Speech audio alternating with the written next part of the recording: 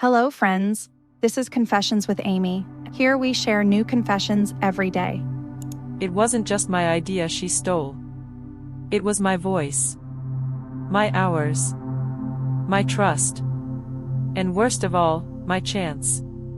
They say credit doesn't matter if you're really doing the work.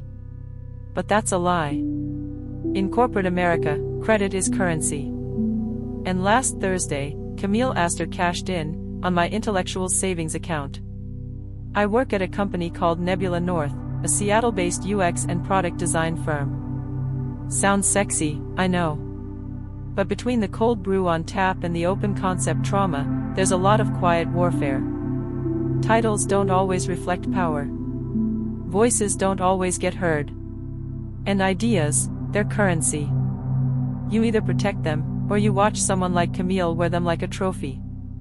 Camille is the kind of woman who always knows someone in the room before the meeting even starts. Her smile says, "I'm rooting for you," but her emails say, "I'll take it from here." She's tall, blonde, branded in minimalist black, and terrifyingly good at charming executives without saying anything of substance. I once watched her lead an entire strategy session using only rhetorical questions and body language. The VPs called it visionary. Me? I'm Delaney Quill. Short. Sharp. Black curly hair, untamable like my inner monologue. I was raised in Detroit, sharpened in Atlanta, and now navigating Seattle's polite backstabbing. I'm not here to make friends, I'm here to build things that matter. I design products that make people's lives easier. And last month, I spent 63 hours developing a UX framework that could change the way onboarding works for our biggest fintech client. Camille knew that. She also knew exactly when to strike. It was a Thursday morning, Q2 kickoff meeting. The whole floor gathered around that ridiculous walnut standing desk the founders love so much. I was ready.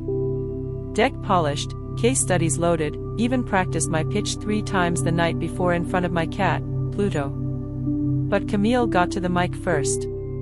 "Hey, everyone," she said, like it was nothing. I was thinking about how onboarding flow could be, like, totally reimagined. Something frictionless, think adaptive learning meets gamified progression. My stomach dropped. Word for word.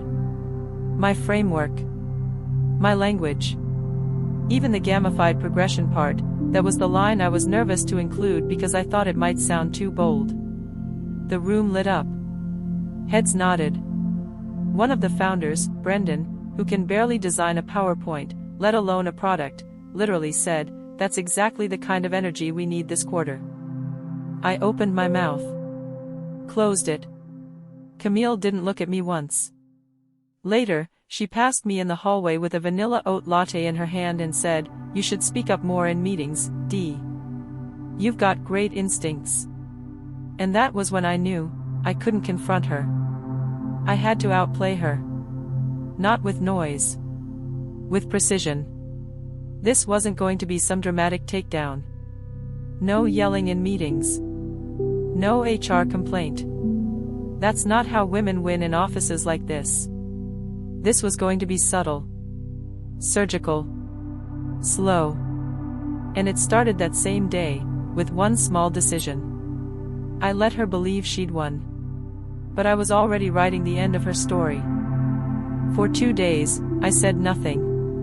That's the first thing people don't tell you about betrayal at work. It doesn't feel like an explosion. It feels like someone slowly rewinding the progress tape of your life, and you're too stunned to hit stop. Camille strutted through the office with this effortless confidence, like she'd invented the entire concept of human-centered design. Meanwhile, I was trying to convince myself that I hadn't just handed my future over on a neatly formatted Google slide. I kept replaying that meeting in my head. The way Brendan lit up like a startup bro on espresso. The way Camille tilted her head when she presented, like she was just thinking out loud. God, she even used my phrase, onboarding as a conversation, not a tutorial. I didn't sleep that night. I drafted an email. Then deleted it. Rewrote it again. Paused over the send button with a trembling finger. What was I going to say? "Hey Camille, just wondering why you stole my work and presented it as your own," smiley face. No. I wasn't going to give her the satisfaction of watching me unravel. But I also wasn't going to sit quietly in the back of another meeting while someone else took credit for the work I bled for. That Friday, after everyone left for the weekend, I stayed late. Lights off. Just my screen, a mug of lukewarm chai, and a playlist called Vigilante Mode on low. I started documenting everything. Emails, Slack messages, version histories, voice notes. My Google Docs timestamps were gold.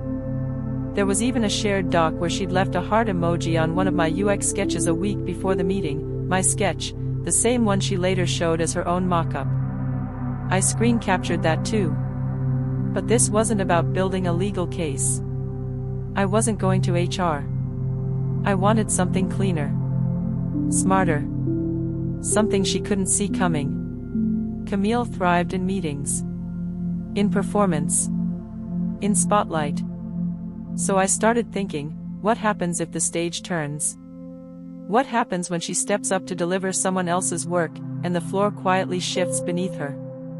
But I couldn't rush it. Camille's next big moment was coming, an off-site in Bainbridge Island. 2 weeks away. Team strategy retreat.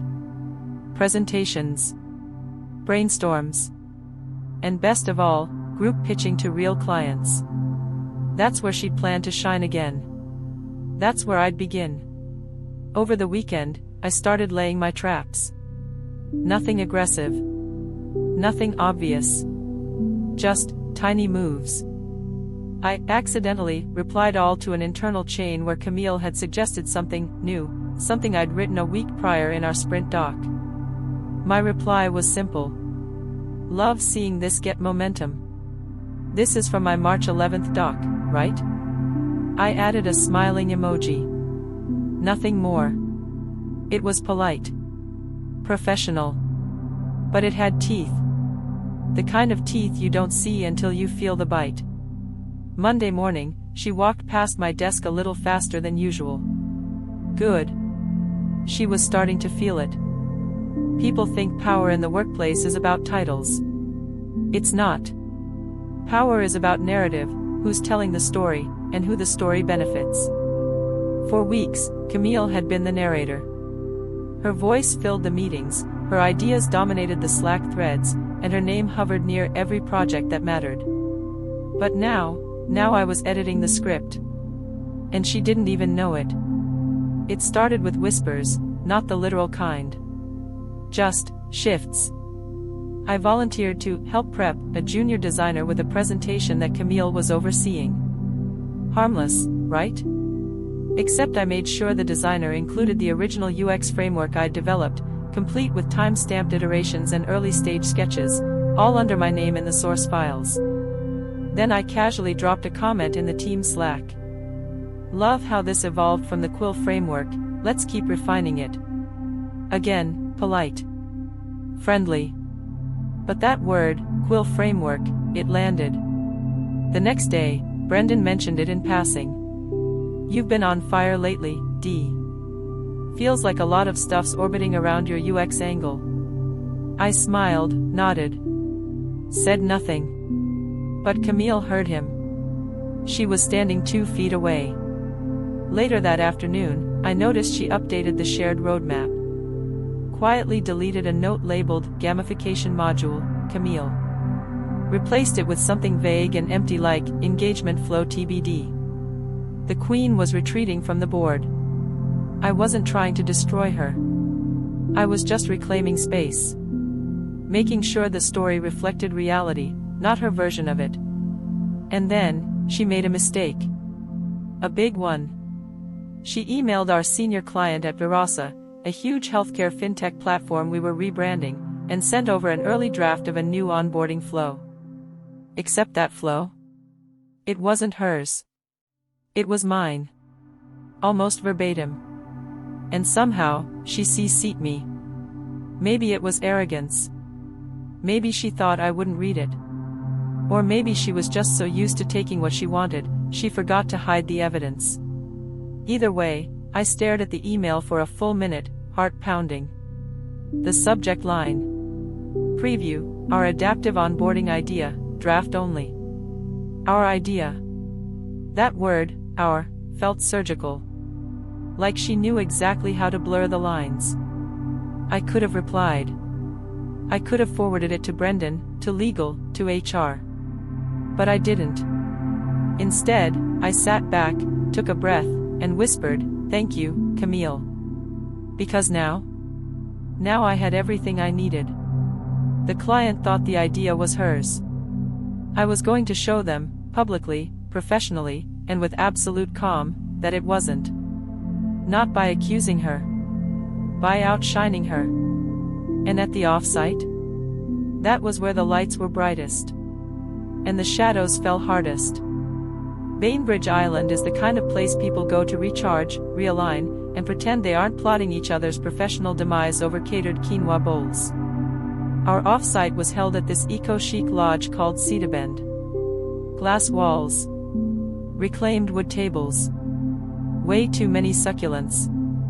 Brendan called it an opportunity for transparency. I called it a stage. Everyone was relaxed, dressed down, doing that weird Seattle thing where they try to look outdoorsy while secretly hoping there's Wi-Fi near the fire pit. But under the flannel and Patagonia fleece? The same old corporate calculus. This offsite wasn't just a getaway. It was where the next quarter's project leads were going to be chosen, real budgets, real power. Brendan had even floated the idea of spinning up an entirely new vertical. A real chance to build from scratch, he said in one of his vague visionary rambles. Camille wanted it. I knew that before we even got on the ferry. But now, I had something she didn't. Evidence. Clarity. And the kind of quiet confidence that comes from knowing the truth is no longer a liability, it's a weapon. We were split into groups for the client pitch exercise. Show us what innovation means, Brendan said, standing in front of a whiteboard that had been wiped so many times it looked haunted. Camille and I? Same group. Of course. She smirked when she saw my name on the team sheet. We make a good duo, huh? I smiled back. Always a pleasure, Cam. I was done flinching. Each group had to present a 10-minute pitch for an improved client onboarding experience, framed through the lens of behavioral UX. I watched Camille go full method, brainstorming, sketching, nudging the conversation gently but firmly toward her vision. Except this time, I let her. I let her lead the entire direction, which just so happened to follow the same framework I'd originated 2 months ago. Then, 10 minutes before the presentation, I made one small move. I offered to run the demo portion of the pitch, a clickable prototype that I'd mocked up just in case. She agreed, distracted by her own speech prep. She didn't ask to review it. Big mistake. Because when we got up to present in front of the exec team, our peers, and, crucially, the Virasa client who had flown in for the event, I told the room exactly where the framework came from. Calmly. Casually. With timestamps. This prototype is based on our internal, Quill model, something I started developing back in March to explore adaptive onboarding for high-trust platforms. Camille helped refine some of the language around progression pacing. I said it with a smile. Like we were collaborators.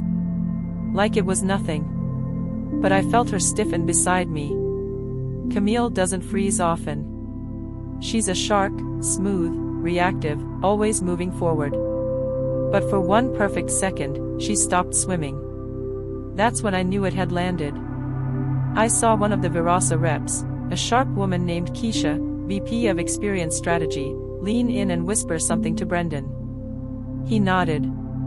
Scribbled something down. After we sat, he clapped and said, "That was brilliant. Delaney, that framework's something special." I didn't gloat. I didn't turn my head. But I felt her looking at me. And I knew, this wasn't about revenge anymore. It was about reclaiming authorship. Because the worst thing Camille ever stole from me wasn't my work.